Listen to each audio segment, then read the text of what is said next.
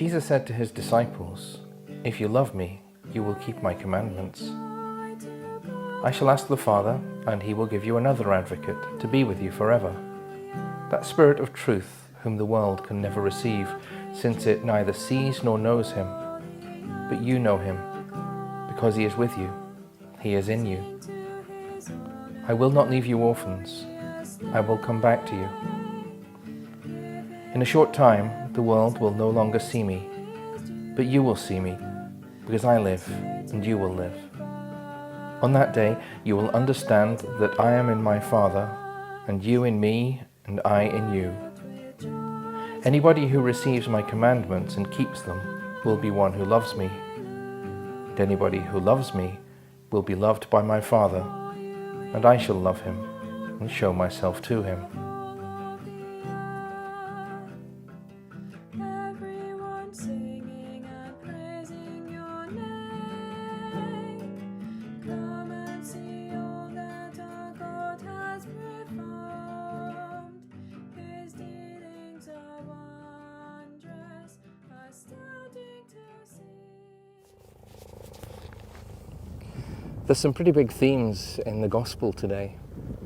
There's the question of the relationship between loving Christ and keeping his commandments, living his way. There's the question of the nature of this promised advocate, who or what it really is. There's the reality that Jesus will soon leave his disciples, and the promise that he would return. There's a line in today's gospel, "I will not leave you orphans." It's a line that took on new significance for my brother and I this week. And yes, it is a line. It does mean children left without a parent. Literally, it translates as, "I will not leave you fatherless." But it's a line that's used in another way too. It's a line that's used, a phrase that's used to talk about students left without a teacher, disciples left without a master. When Socrates dies, Plato uses it to describe Socrates' students. He says they believed they would live their lives as children bereft of a father. Not so for you, says Jesus. I will return. I will send you another advocate. But who is this advocate?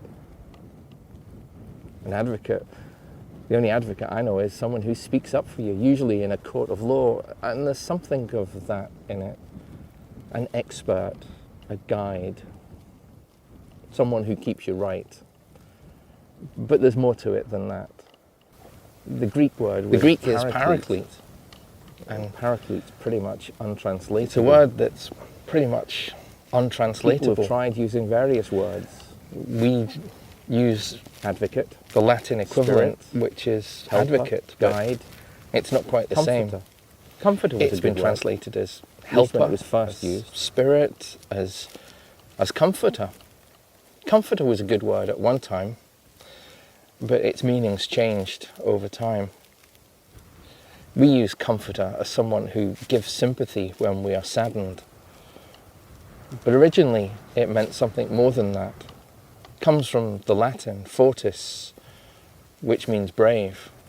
A comforter was someone who didn't just give sympathy, but gave courage, enabled you to face up with courage to what lay before you. But there was something else about the word paraclete. Paraclete was someone who was brought in when they were needed, much the same way as we'd bring in an electrician or a plumber. Someone who would give us confidence that disaster could be avoided, or to restore order after catastrophe had struck, enable us to carry on. A paraclete was the same. They were called in to give courage when courage was needed, to give courage to troops when they'd become dispirited. I think that's the sense in which Jesus talks about an advocate, a paraclete, someone who enables us to continue. I think what he's saying is really quite simple. The life to which you have been called is not an easy one. but you won't be left to live it alone. You will have the guidance and the help and the courage that you need.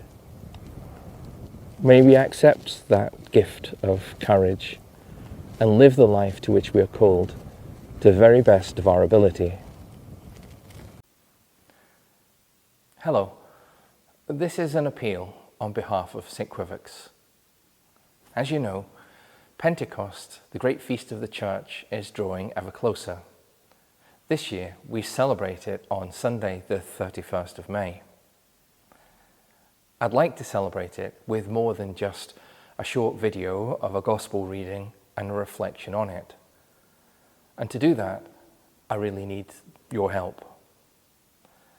I'd like to include as many people as possible in the video that we produce for the Feast of Pentecost. Maybe you could take part in some way. Maybe you'd like to read the gospel. Either record yourself, video or audio, and send it to me, email it to me at the parish, and then we'd have a different voice. Maybe you'd like to record one of the other readings for the feast, or the psalm. You could read it, or maybe you could sing it. If you're able to sing it, maybe you could talk to a musician, someone who can play an instrument, who might accompany you, or at least record an instrumental to which you can sing later. Maybe you'd like to sing a hymn, or maybe you'd like to read one of the other prayers, or any prayer. Perhaps, best of all, maybe you'd like to offer your own reflection on what Pentecost and the gift of the Spirit means to you. Even if it's just a brief thought, all of which we could try and include, or as many of which at least we could try and include in some kind of liturgy that I could put together. To do that, if you could email any of the recordings that you'd like to make to the parish website, to the parish email, or to mine if you have it, email it to me before the 27th, Wednesday the 27th of May at the latest. And that would give me a couple of days to look at what people are able to send in and to think about how best they can be assembled into one seamless liturgy. If you could send things in before that, all the better. Please think about what you can do to contribute to the liturgy of our parish. Thank you.